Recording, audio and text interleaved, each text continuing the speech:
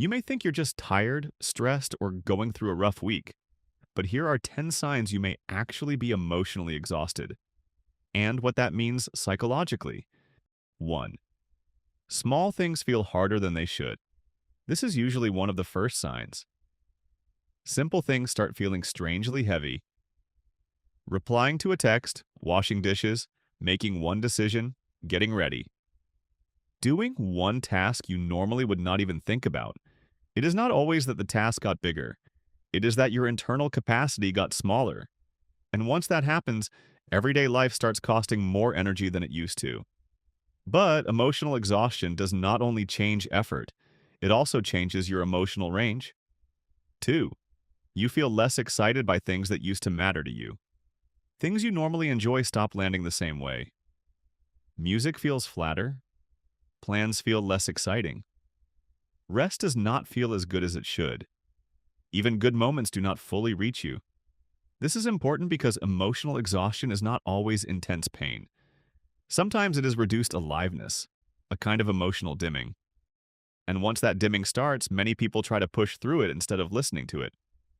Which leads to the next sign. 3. You keep functioning, but you do not feel fully present in your own life. You are still doing things, still showing up, still speaking, still responding, but it feels automatic, like part of you is missing from the experience. This happens when your system starts conserving energy. You do what you need to do, but without much emotional presence behind it. And that can make life feel strangely unreal. Not unbearable exactly, just distant. And when life starts feeling distant, connection often changes too. 4. You feel more irritated than usual. Things that normally would not affect you start getting to you faster. Noise, questions, interruptions, small inconveniences. Other people needing things from you? This does not always mean you are becoming a worse person. A lot of the time it means your emotional buffer is gone. When someone is emotionally exhausted, there is less room inside them, less patience, less flexibility, less softness. And that often creates guilt, especially if you used to be more patient than this. But irritation is not the only sign. Sometimes exhaustion makes people disappear instead. 5. You withdraw more, even from people you care about. You answer later, cancel more, avoid calls, stay home longer, feel less available. Not always because you do not want connection, often because connection starts feeling like effort. Now talking is not just talking, it is energy, presence, responsiveness, emotional availability. And when you are already drained, even people you love can start feeling hard to face. That does not mean you stopped caring. It often means you have very little left to give. And once people start feeling harder, so does your own mind. 6. Your mind never seems to fully switch off. Emotional exhaustion does not always make the mind quiet. Sometimes it does the opposite. You overthink more, replay more, worry more, carry unfinished thoughts into the night, because when the system is overloaded, it often struggles to settle. This is why emotionally exhausted people are not always just tired. Sometimes they are tired and mentally overactive at the same time. And that combination is especially draining, because now rest becomes difficult too. 7.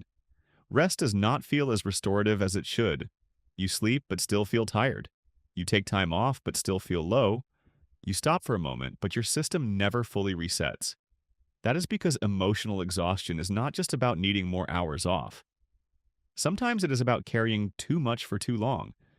Stress, pressure, responsibility, suppressed feelings, constant self-management. When that builds up, rest stops working as quickly as it used to. And that can make people feel confused because they think, why am I still tired? Why am I still like this? Why is nothing helping? And that confusion often turns inward. 8. You start feeling unlike yourself. This is one of the most unsettling signs.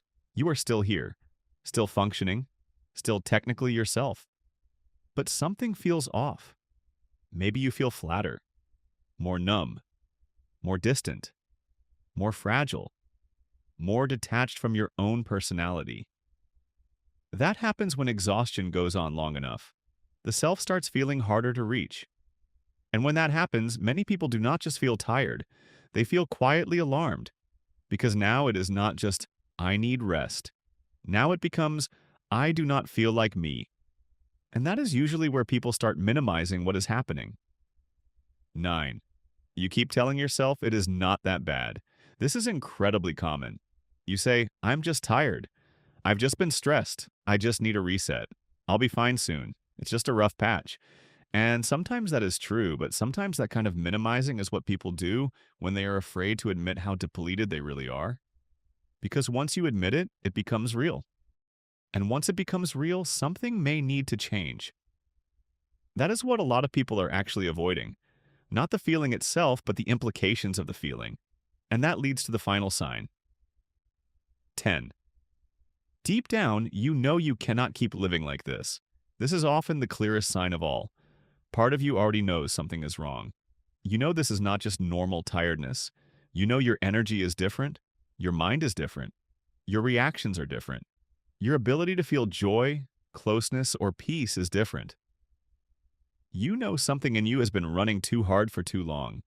And maybe the hardest part is that from the outside, your life may still look fine, which makes it even easier for other people, and even you, to underestimate what is really happening.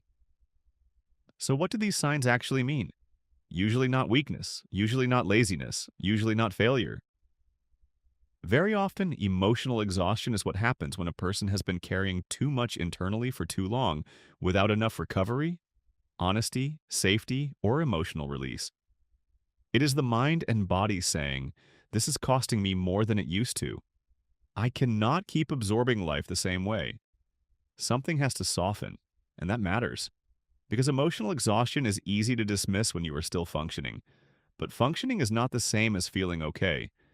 That is the part people forget. You can still be productive and deeply depleted. You can still be capable and emotionally exhausted. You can still look normal and be running on almost nothing inside.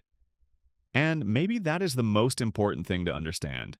You do not have to completely fall apart before this counts. You do not have to hit some dramatic breaking point before you are allowed to admit that you are drained. Sometimes healing starts much earlier than that. Sometimes it starts the moment you stop calling it just stress and finally name it for what it is. Emotional exhaustion. And once you name it clearly, you can start responding to it honestly.